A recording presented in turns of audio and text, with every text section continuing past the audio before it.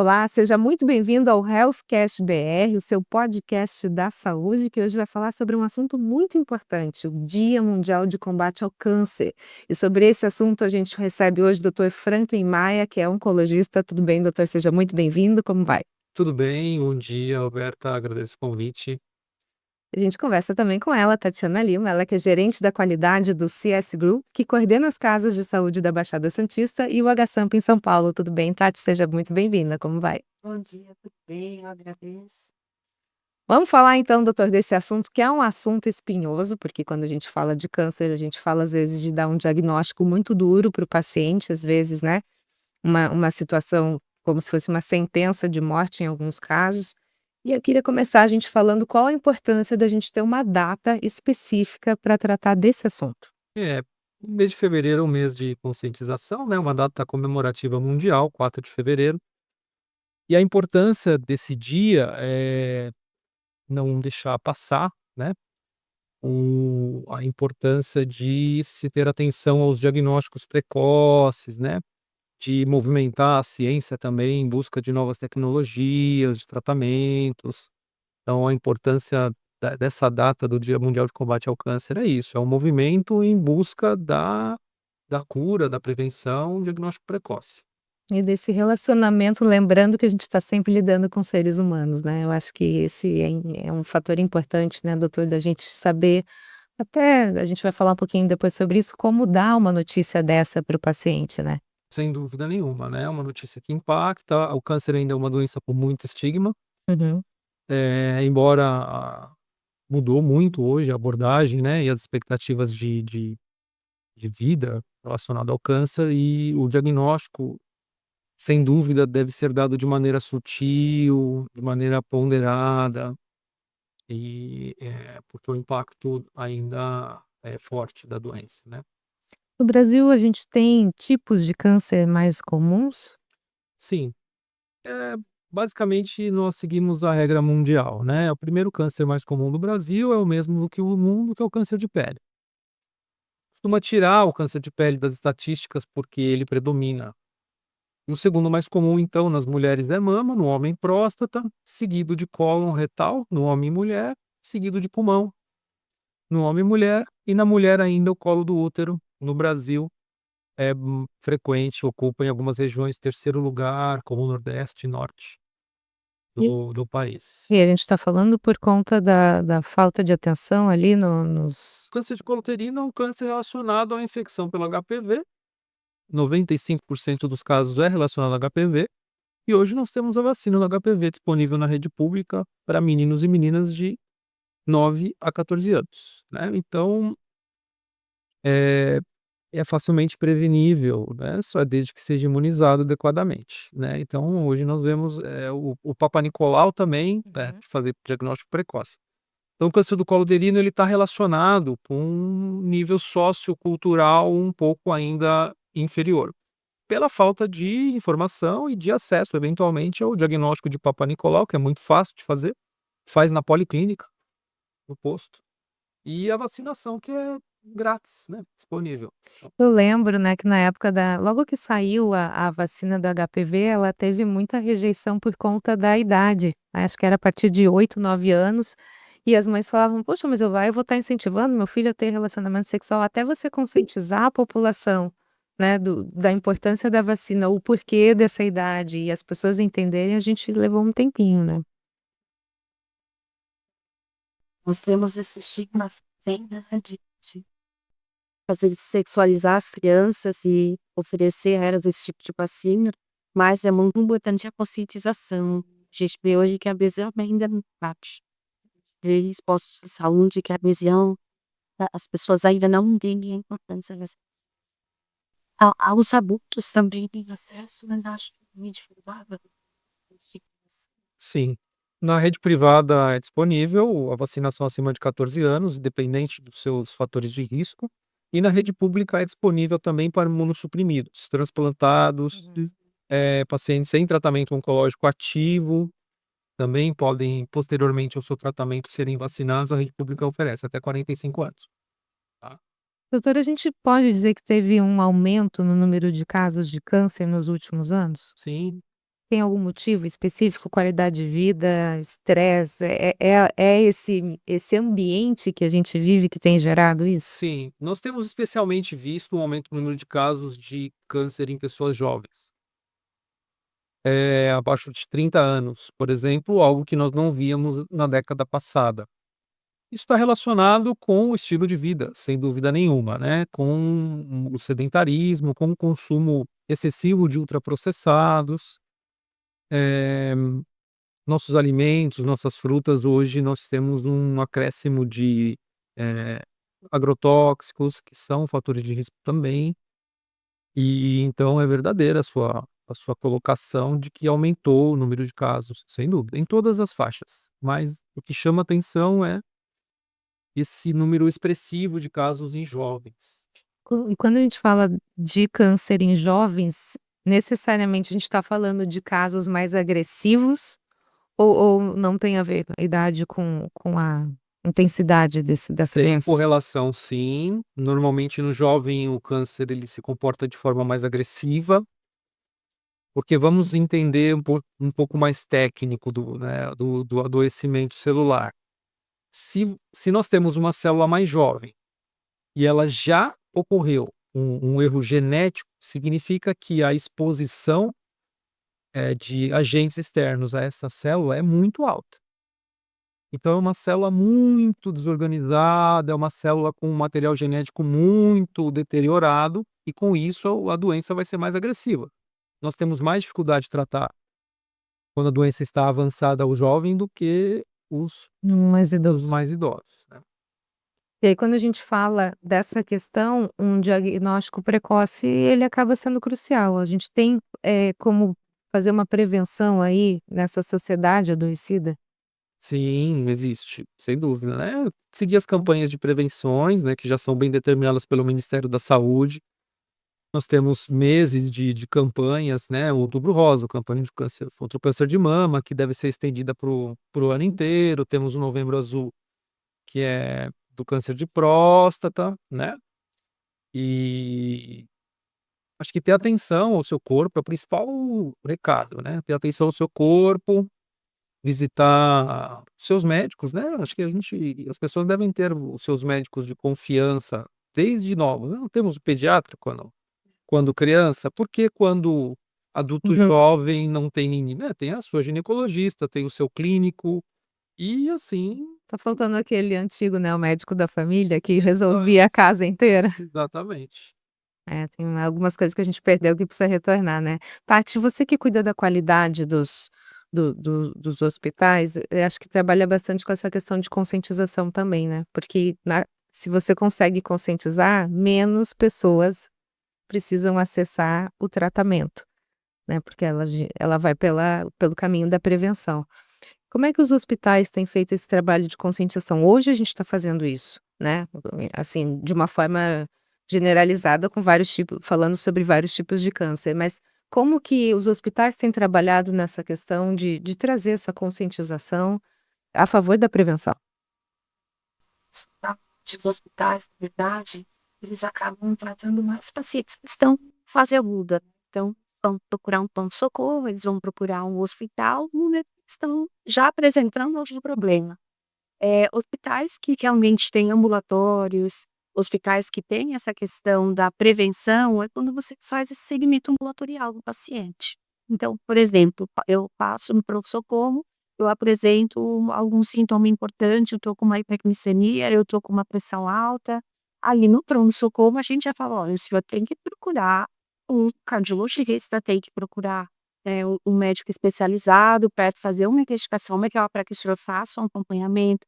Então a gente trabalha dessa forma, tentando conscientizar a população em relação ao segmento ambulatorial, porque quando você procura o hospital, você já está, numa fase aguda para qualquer tipo de tratamento. E existem hoje sim, né, essas ações, esses incentivos, né, como a gente está fazendo nesse momento, esse podcast para falar sobre um assunto tão importante. Existem hoje ações sim, a gente trabalha com materiais educativos, né, então a gente disponibiliza nos hospitais materiais educativos sobre vários tipos de doenças, a gente promove nos próprios canais de comunicação, no Instagram, no site, né, a gente traz informações sobre prevenção de várias doenças, desde sepse até, né, câncer. Então nós temos disponibilizado essas informações, mas a população realmente precisa ter essa consciência, ela precisa, como você mesmo disse, procurar um médico e fazer o segmento. É muito importante você sempre ter o diagnóstico precoce, né, doutor? Sim. Quando a gente fala de câncer, Sim. quanto mais precoce você diagnosticar, Maior chance, né? o prognóstico melhores são, as suas possibilidades de sucesso no tratamento. E nesse diagnóstico precoce, doutor, existem novas tecnologias que estão sendo utilizadas para a gente ter mais rapidamente essa resposta? Existe, óbvio que não está disponível isso, né, livremente para acesso à população pelo sistema público, nós não temos, né, isso é ainda um cenário não apenas particular, que é o diagnóstico por biópsia líquida. É possível fazer uma coleta laboratorial e pesquisar células eventualmente que estejam circulantes. Por exemplo, nós conseguimos fazer detecção precoce inicial de câncer de pulmão com exame de sangue. Mesmo? É, Agora a gente tem casos, né, casos famosos aí de gente que às vezes retira a mama com uma possibilidade de ter câncer. sim, sim, sim. Isso tem a ver com pesquisa genética, né? 10% dos casos de câncer são hereditários. 90% são cânceres esporádicos, ambientais. Então, É só 10%? só Achei que fosse maior. isso é comum. As pessoas acham que Que é quem manda, né, o quem ca o ca manda, na uhum. verdade, é a herança não é assim. 10%, óbvio. Então, se você tem casos na sua família com câncer que tem uma origem hereditária, e você tiver a mutação específica, existem mutações específicas que podem ser pesquisadas. A terapêutica é fazer a ressecção precoce. Agora a gente tem esses casos, específicos, a gente está falando, por exemplo, de câncer de mama, mas outros tipos de cânceres também conseguem ser detectados dessa forma também? Possível, ovário. Eh, gira basicamente em torno dessas 2 patologias que são as mais frequentes quando a gente fala de doença hereditária genética. Uhum. Tratamentos, doutor, a gente teve uma evolução nos últimos Demais. anos, graças a Deus. Muito mesmo, assim, é animador, né. Sim, sem dúvida. Acho que a oncologia, desculpa, Claro. acho que a oncologia é a doença que mais tem se for pegar, especialidade, né. Isso, tem mais protocolos hoje, né, quando a gente vai falar sobre protocolos de tratamento oncológico, isso é muito ajustado, né. Sim. A pesquisa ainda a pesquisa, ela flui muito rápido na oncologia, né. E hoje 2012 para cá, 13, nós tivemos o advento da imunoterapia, né, isso foi um ganho imenso. Explica um pouquinho pra gente isso, doutor, o que que é a imunoterapia, como é que ela funciona, a terapia-alvo também, né? Exato. Roberto, assim, no o isso foi até um prêmio Nobel, de um pesquisador que descobriu que o tumor produz uma substância que desliga o sistema imune ao redor dele. É como se ele criasse uma armadura. O sistema imune ao redor da o nosso sistema imune é um dos principais responsáveis por combate de pequenos cânceres que surgem o dia inteiro no nosso corpo. Isso acontece. Que a gente nem sabe que Nem tem. sabe, o sistema imune resolve o problema. Prefiro assim. É. Porém, quando o sistema imune está um pouco abalado, a doença se prolifera mais e começa a produzir substâncias que impedem a ativação do sistema imune ao redor. O que que desenvolveram? Identificaram qual era essa substância que o tumor produzia, que inibiia o sistema imune, criamos um bloqueio, que é a tal da imunoterapia, que é uma substância líquida dissolvida num soro que você injeta na veia da pessoa, e ela vai atuar exatamente no microambiente tumoral, que é ao redor da doença ali, impedindo esse desligamento do sistema imunológico feito pela doença. Com isso, o sistema imune fica hiperativado e ele mesmo, o seu próprio corpo, dá conta de resolver. Nós temos guerreiros no nosso corpo, né? Não só para vírus e bactérias que nós adquirimos, mas também para células que dividem errado. Então, a imunoterapia é isso. Terapia-alvo é quando a gente consegue detectar uma mutação específica daquele tumor e tomamos alguma medicação que bloqueia exatamente aquele acelerador de divisão. Uhum. Também existe hoje terapia-alvo, muito na verdade, muito difundida já. Isso infelizmente ainda não é um cenário SUS. Existem Muito algumas caro, doutor? é, infelizmente isso é caro, o custo é elevado, né. Plano de saúde, a Sim. gente tem Restrições? Em que casos é possível utilizar essa técnica? Inúmeros, inúmeros, inúmeros. Depende, né, é muito específico a pesquisa, não é por exemplo, tem cânceres que têm uma carga mutacional e uma carga imunológica muito alta, melanoma, por exemplo. Então câncer de pele, um dos cânceres de pele mais agressivos, e que tinha a maior taxa de letalidade até o advento da imunoterapia. Ele foi um dos pioneiros da utilização da imunoterapia e mudou o cenário do doente, da pessoa que tem o melanoma metastático. É possível viver hoje com imunoterapia. Ou seja, quase ninguém, posso falar isso, quase ninguém muito forte, diminuiu bastante o número de pessoas que morriam com câncer de pele. Do tipo melanoma. Ok, Diminuiu com a gente alongou esse período tá. e reduziu a taxa de letalidade. Taxa de letalidade é o número de óbitos no ano relacionados à doença, né, isso a gente conseguiu diminuir com a imunoterapia.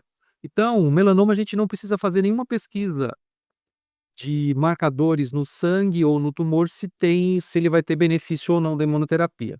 Porque é uma doença altamente imunogênica, a imunoterapia funciona em quase 80% dos casos aí.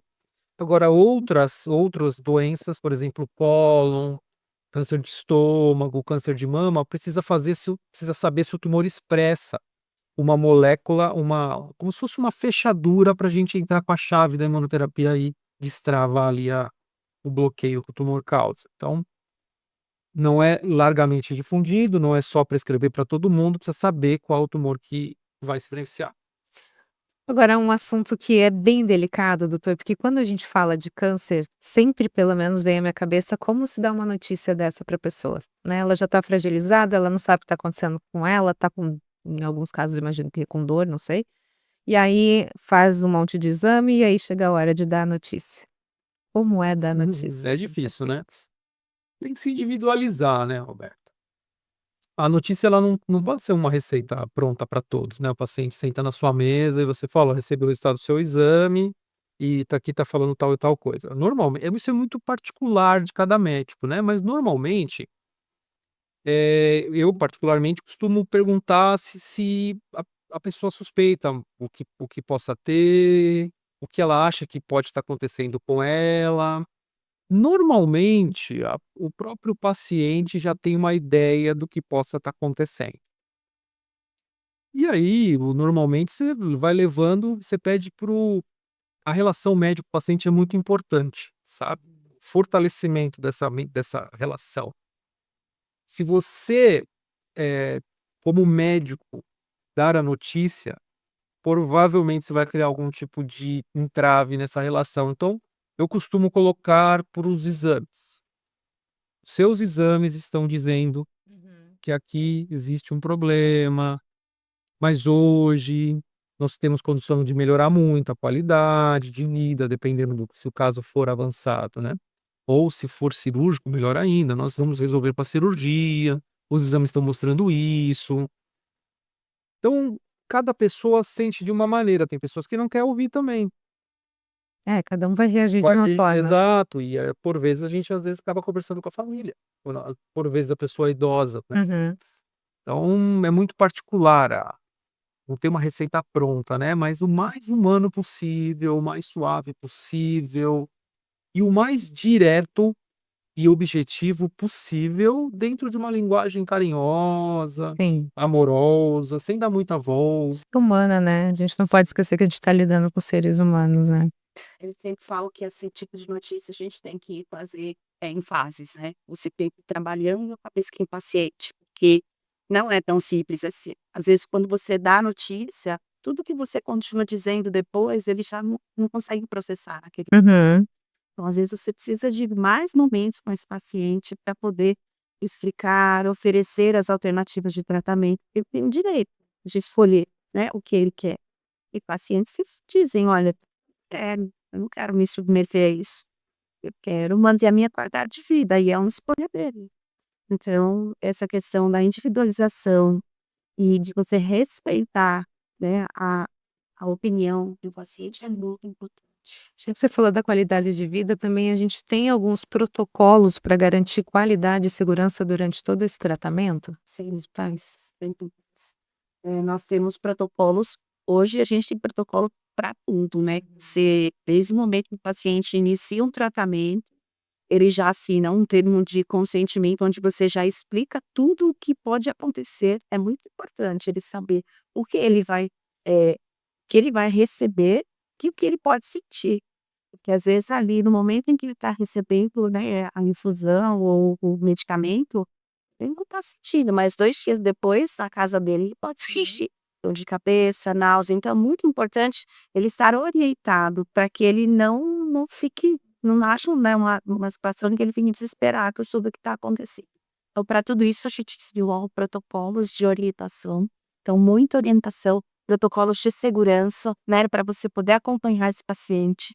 Então o paciente acabou de receber a terapia, 2 dias depois eu ligo para esse paciente, para saber como ele está, como ele está se sentindo, tudo isso faz parte de protocolos de acompanhamento. Tem algum tipo de reforço emocional, suporte emocional nesse momento de uma psicóloga, alguma coisa assim? Sim, a indicação é que haja, na verdade, uma equipe multidisciplinar Uhum. acompanhando esse paciente.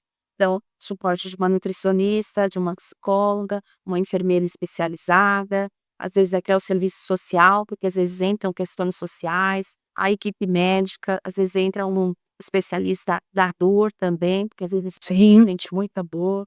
Então, você trabalha de forma multidisciplinar. É lógico que o médico, ele que vai dar o tom, ele que vai É o maestro, né? nem sei falar que meu peça. Mas a equipe é um suporte muito importante. Sem dúvida nenhuma. Não tem mais a era do médico sozinho. Fica falho o tratamento, perde excelência, tu não abordar muitas vezes o problema do isso é muito comum, porque nós fazemos reuniões semanais, né, com a equipe multidisciplinar. Então nós colocamos na mesa os casos, discutimos, muitas vezes a psicóloga traz informações riquíssimas para o médico. Por vezes o entrave é uma comunicação que não está sendo eficaz na consulta, e a psicóloga pega isso na sessão dela, e aí vira uma chave na consulta então é muito importante em oncologia, você não dá para trabalhar sozinho. E Não às dá. vezes até isso que a Tati trouxe, né, doutora, quando a pessoa ela recebe a notícia, às vezes o choque é tão grande que ela escutou a primeira frase, e depois ela não escutou mais nada. Sim, Na cabeça do médico falou: "Mas eu falei como o que que vai acontecer", mas ele não ouviu. sim, Então, às vezes, uma segunda, terceira pessoa, quarta, consegue perceber sim. onde a pessoa parou. Você vai ter que repetir tudo de novo, e tudo bem, né, porque a gente está lidando com ser humano. Exatamente. Uma situação bem complicada. Para a gente finalizar aqui, doutor, o que que é importante que a gente não pode deixar de falar quando a gente fala sobre tratamento de câncer, prevenção? Sobre prevenção, gente, hoje, ela salva a vida, né. Nós não temos se o diagnóstico for tardio, as chances ficam muito reduzidas, mesmo com toda a tecnologia e modernidade que nós temos atualmente. Então, vamos estar atento ao corpo, isso é o principal recado, né. Pintas que estão mudando de tamanho, que estão sangrando, nódulos na mama, começou a ter uma descarga, uma secreção mamilar que não tinha e apareceu, o mamilo retraiu, a pele da mama está ficando avermelhada, grosseira, procure seu mastologista, procure o gineco, não precisa ser mastologista de imediato, procure seu ginecologista, né. O homem tem que fazer a prevenção no tempo correto, 45 anos ou mais. Tem algumas sociedades que orientam 40 anos ou mais já fazer a prevenção com PSA e toque retal, dependendo da avaliação do urologista, né.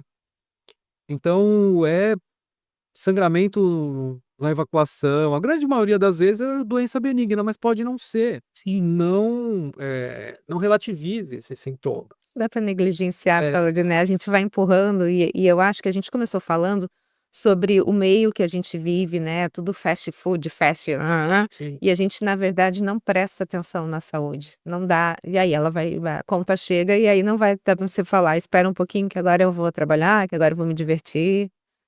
aí já é tarde demais, né. Ajudando a se peito ao seu portão, indicado perda de peso musculares, pelo peso, tudo você tem que estar atento. A gente às vezes fica realmente negativizado, assim: "Ah, não é nada, isso aqui não, é uma bobagem", e quando você vai investigar já perdeu, tá. Isso aí. Bom, dado o recado para você aí, a gente está falando sobre a prevenção ao câncer, uma data muito importante de conscientização e que está aqui precisando de informações, é só vir para o HealthCast BR. Tati, muito obrigada pelas suas informações, sucesso para você. Doutor, muito obrigada mais uma vez, sucesso e saúde. Obrigado, para nós. Agradeço. A gente fica por aqui, a gente se vê no próximo episódio. Até mais, tchau, tchau.